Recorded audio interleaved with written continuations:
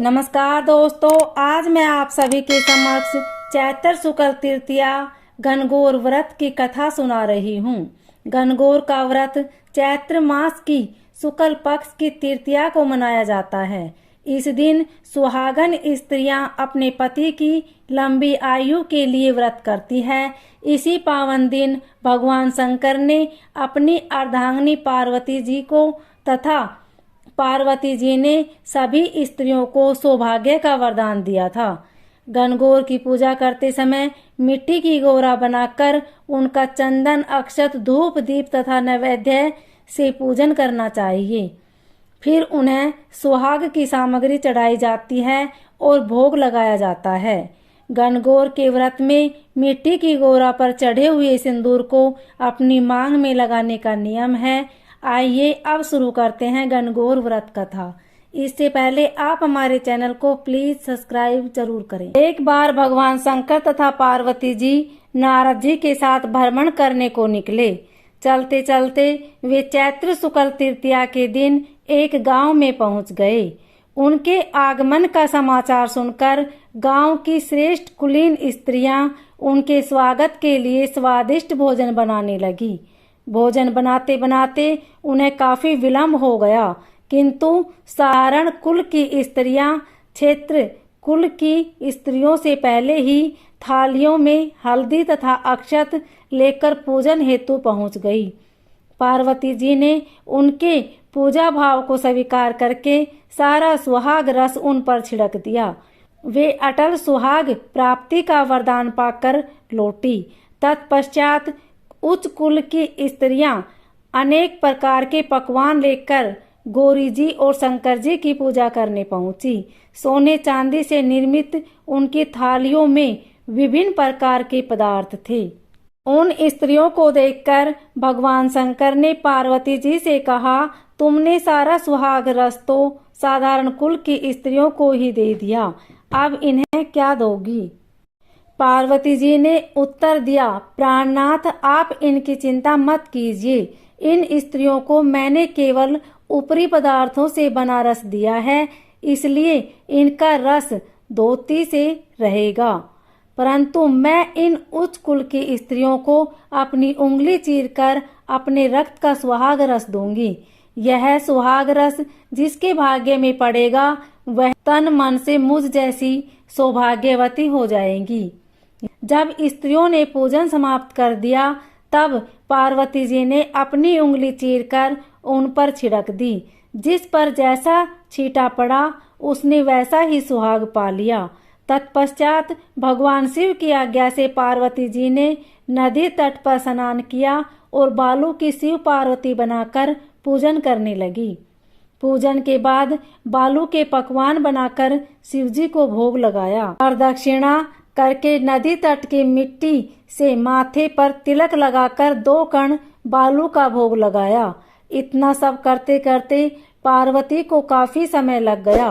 काफी देर बाद जब वे लौटकर आई तो महादेवी ने उनसे देर से आने का कारण पूछा। उत्तर में पार्वती जी ने झूठ ही कह दिया कि वहां मेरे भाई भावज आदि मायके वाले मिल गए थे, उन्हीं से बातें करने में देर हो गई। परंतु महादेव तो महादेव ही थे, वे कुछ और ही लीला रचना चाहते थे।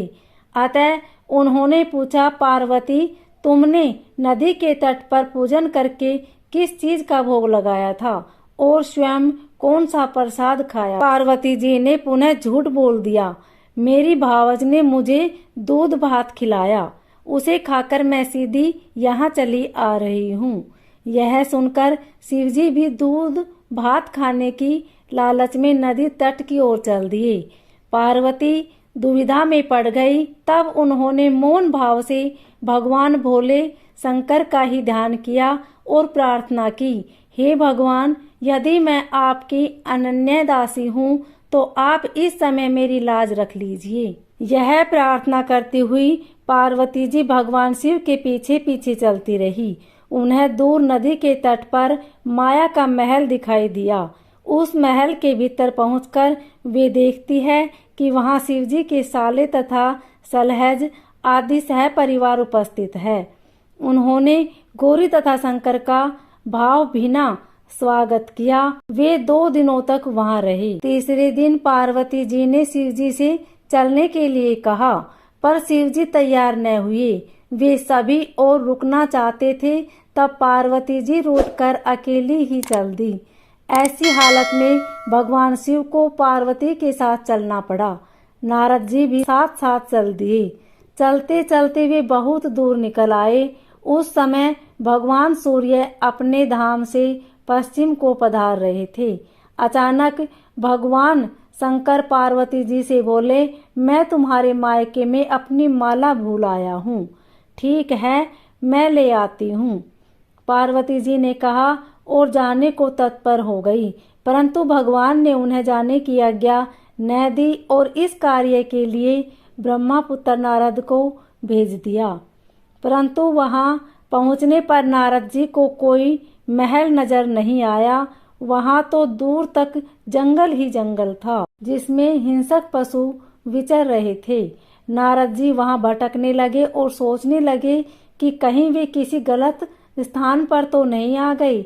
मगर सहसा ही बिजली चमकी और नारद जी को शिव जी की माला एक पेड़ पर टंगी हुई दिखाई दी। नारद जी ने माला उतार ली और शिव जी के पास पहुंचकर वहां का हाल बताया। शिव जी ने हंसकर कहा, नारद, यह सब पार्वती की ही लीला है।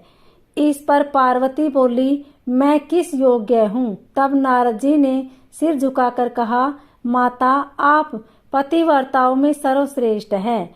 आप सौभाग्यवती, समाज में आदि शक्ति है। यह सब आपके पतिव्रत का ही प्रभाव है। संसार की स्त्रियां आपके नाम स्मरण मात्र से ही अटल सौभाग्य प्राप्त कर सकती है और समस्त सिद्धियों को बना तथा मिटा सकती है।